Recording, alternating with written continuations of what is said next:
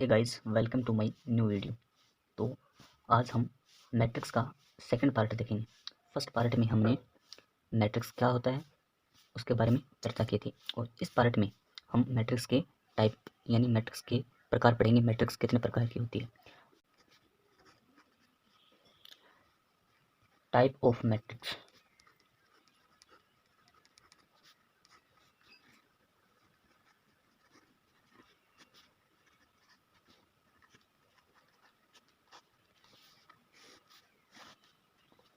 Matrix के प्रकार। First प्रकार इसका पंक्ति अवयव, जिसे इंग्लिश में कहते हैं रो मैट्रिक्स। रो मैट्रिक्स होती क्या है? वह मैट्रिक्स जिसमें केवल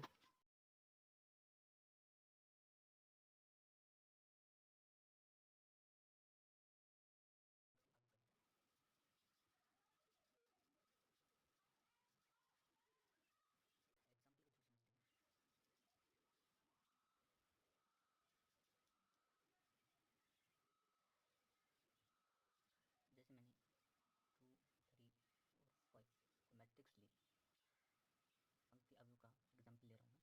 2, 3, 5।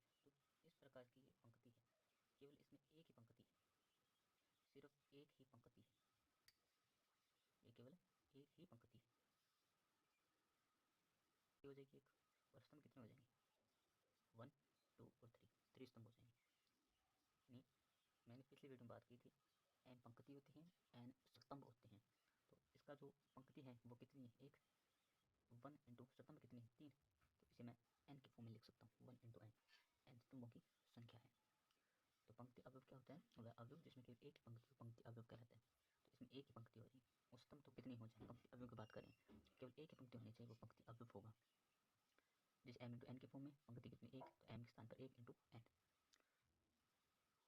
सेकेंड एग्जाम्पल देखते हैं।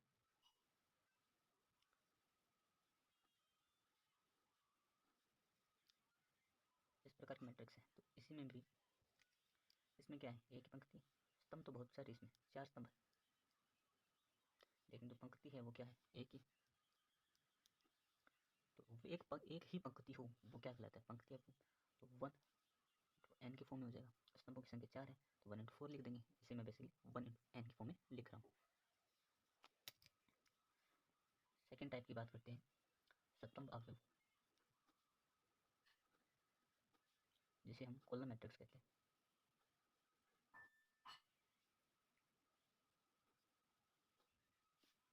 ये क्या होता है? वह अवयव जिसमें केवल एक स्तंभ,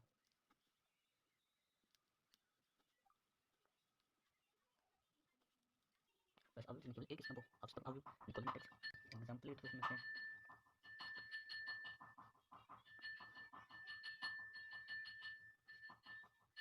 एक कॉलम बन गया, स्तंभ बन गया। तो इसमें हम पहले हमें पंक्ति देखनी है, इसमें पंक्ति कितनी है? तो पंक्ति इसमें 1, 2 और 3 बनेगी। स्तंभ अवयव की बात करें, केवल इसमें एक स्तंभ होना चाहिए, तो इसमें स्तंभ कितना हो रहा है? एक स्तंभ बन रहा है। तो m इंटू n के फॉर्म में लिखेंगे, तो वैल्यू m की कितनी है? यहाँ पे m की वैल्यू कितनी है? 1, 2, 3। तो हम यहाँ पे m ही रख देते हैं, n कितना है? इंटू 1, तो m इंटू n का फॉर्म बन जाएगा। अर्थात इसे हम लिखें तो क्या बनेगा? ये 3, 0, 2 है, n का मान कितना है? 3 इंटू 1। इस प्रकार का कर मैट्रिक्स बन जाएगा। शून्य मैट्रिक्स, शून्य अवयव,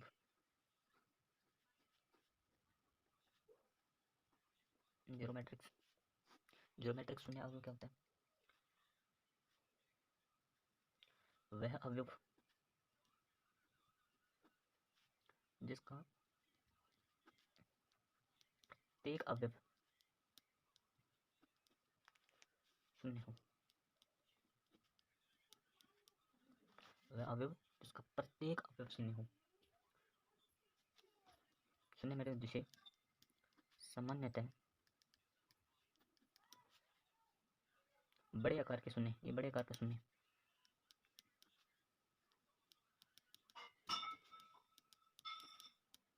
बड़े आकार का शून्य से दर्शाया जाता है। एग्जाम्पल के थ्रू समझते हैं।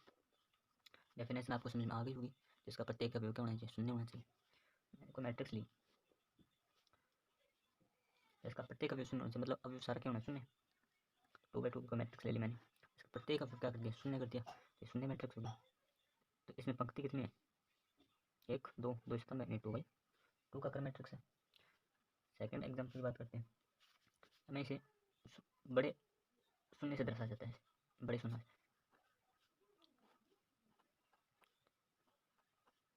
ये 2x3 की मैट्रिक्स ले ली, पंक्ति कितने 2 1 2 और स्तंभ कितने 2 3, 2 इंटू 3 का क्रम मैट्रिक्स बन जाएगा। तो इस प्रकार का वो शून्य अवयव मैट्रिक्स होता है। अगली टाइप की बात करते हैं, वर्ग अवयव, स्क्वायर मैट्रिक्स। स्क्वायर मैट्रिक्स यानी वर्ग अवयव, ये क्या होता है।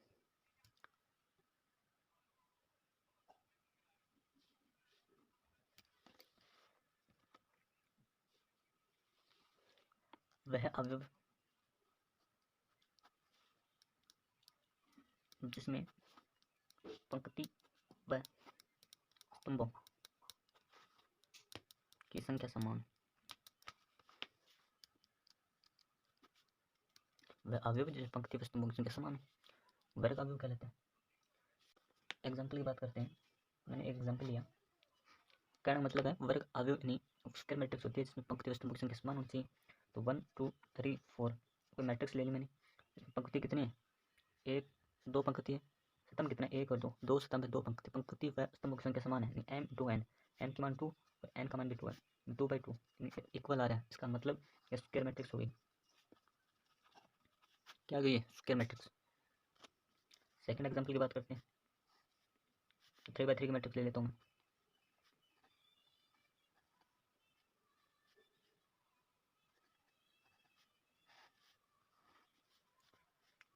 एक 2 और 3 ही पंक्ति है, 3 स्तंभ है, 3x3 की स्क्वायर मैट्रिक्स बन जाएगी। तो इसे स्क्वायर मैट्रिक्स कहते हैं, वर्ग अवयव कहा जाता है। अगले पार्ट की बात करते हैं, 5 नंबर, विकर्ण अवयव, डायगोनल मैट्रिक्स।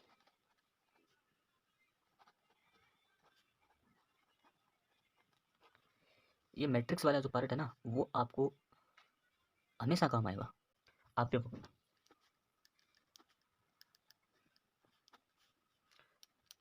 जिसमें मुख्य विकर्ण के अवयवों के अतिरिक्त, मुख्य विकर्ण मुख्य विकर्ण के अवयवों के अतिरिक्त शेष सभी अवयव शून्य हो, शेष सभी अवयव शून्य, विकर्ण अवयव डायगोनल मैट्रिक्स कहलाता है।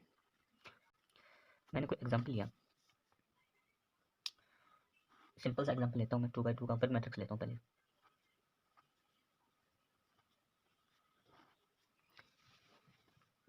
टू बाई टू का वर्ग मैट्रिक्स है, स्क्वायर मैट्रिक्स है। विकर्ण अवयव बनाना है तो विकर्ण अवयव बन गया मुख्य विकर्ण, ये इसका मुख्य विकर्ण है, विकर्ण ऐसे तो खींच दिए, तो ये इसका क्या हो जाएगा, मुख्य विकर्ण। ये मुख्य विकर्ण है, मुख्य विकर्ण जैसे मुख्य विकर्ण के अवयव के अतिरिक्त सभी अवयव क्या है, शेष है। सभी अवयव शेष सभी अवयव शून्य, मुख्य विकर्ण के अतिरिक्त शेष सभी अवयव क्या शून्य होना चाहिए। तो मुख्य विकर्ण के अवयव शेष नहीं होने चाहिए, और इसके अतिरिक्त सभी अवयव शून्य हो तो वो विकर्ण डायगोनल मैट्रिक्स कहलाता है। सेकंड एग्जांपल की बात करें, 3x3 का मैट्रिक्स लेता हूँ मैं। केवल मुख्य विकर्ण के अवयव को शून्य नहीं करना है, वो सभी अवयव शून्य हो सकते हैं, करना ही है, हो सकते हैं क्या है, तभी ये विकर्ण अवयव होगा।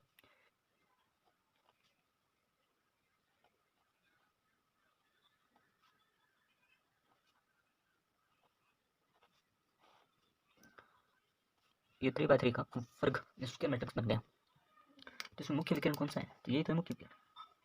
ये क्या है, मुख्य विकर्ण शेष सभी क्या अवयव है, शून्य। तो मुख्य विकर्ण के अतिरिक्त शेष सभी अवयव शून्य होने चाहिए, वो डायगोनल मैट्रिक्स कहलाता है। ओके, यानी अदिश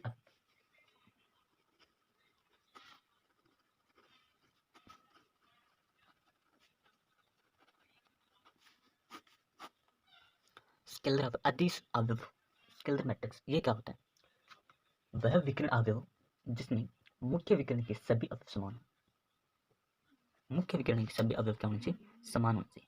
जैसे हमने पढ़ा था ना, ये इसमें मुख्य विकिरण था, ये मुख्य विकिरण का अवयव क्या होना चाहिए? समान होना चाहिए।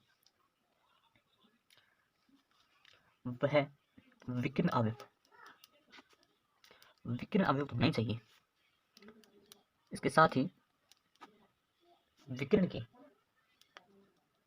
मुख्य विकिरण, वह विकिरण अवयव जिसे मुख्य विकिरण के अवयवों की संख्या समान, मुख्य विकिरण के अवयवों की संख्या क्या हो? समान हो। वह विकिरण अवयव डायगोनल मैट्रिक्स तो होना चाहिए, मतलब शेष अवयव शून्य होना चाहिए और मुख्य विकिरण के अवयव शेष शून्य नहीं होने चाहिए। वह विकिरण अवयव जिसे मुख्य विकिरण के अवयव की संख्या समान हो। एग्जाम्पल के थ्रू समझाता हूँ आपको। पहले तो मैंने एक मुख्य विकिरण लिया और मुख्य विकिरण वही लूंगा जिसमें अवयवों की संख्या समान होगी। तो पहले मैं एक विकिरण अवयव डायगोनल मैट्रिक्स लेता हूँ 2x2 का। ओके, मुख्य विकिरण के अवयव समान होने चाहिए। तो इसमें मुख्य विकिरण क्या होना चाहिए? इसमें मुख्य विकिरण क्या है? समान है, 2 2 है। तो ये 2x2 का अदिश अवयव स्केलेटल मैट्रिक्स बन गया। इकाई अवयव, इकाई अवयव क्या होता है? वह अदिश अवयव, वह स्केलेटल मैट्रिक्स जिसमें मुख्य विकिरण के सभी अवयव इकाई, वह अदिश अवयव जिसमें मुख्य विकिरण के सभी अवयव, सॉरी गाइस, ये तो डेफिनेशन में दिक्कत होगी। वह अदिश अवयव जिसमें मुख्य विकिरण के सभी अवयव समान नहीं होने चाहिए, इकाई अवयव हों। अगर समान होंगे तो ये बन जाएंगे, वो तो स्केलर मैट्रिक्स होती है समान अवयव वाली। तो हम पढ़ रहे हैं इकाई अवयव, आइडेंटिटी का मतलब एक इकाई अवयव होना चाहिए। तो आइडेंटिटी होती है इकाई, इकाई का मतलब उत्पन्न होना। तो वह अदिश अवयव वह स्केलर मैट्रिक्स है जिसे मुख्य विकिरण के सभी अवयव इकाई होना चाहिए। मैंने ये पहले बताया था कि वह अदिश अवयव जैसे मुख्य विकिरण के सभी समान हो, लेकिन समान होने के लिए वो स्केलर मैट्रिक्स होता है, मैंने वो बताया था। तो आइडेंटिटी मैट्रिक्स क्या होगी? सभी अवयव, मुख्य विकिरण के सभी अवयव इकाई होना चाहिए, मतलब उत्पन्न होना चाहिए। एग्जाम्पल के थ्रू समझाता हूँ आपको। जैसे मैंने 2x2 का आइडेंटिटी मैट्रिक्स लिया, तो इसमें मुख्य विकिरण के जो अवयव इकाई है, मतलब एक आ रही, तब भी ये बनेगा आइडेंटिटी मैट्रिक्स, इकाई अवयव बनेगा। सेकंड एग्जांपल 3x3 का लेता हूँ, से सभी अवयव शून्य होने चाहिए।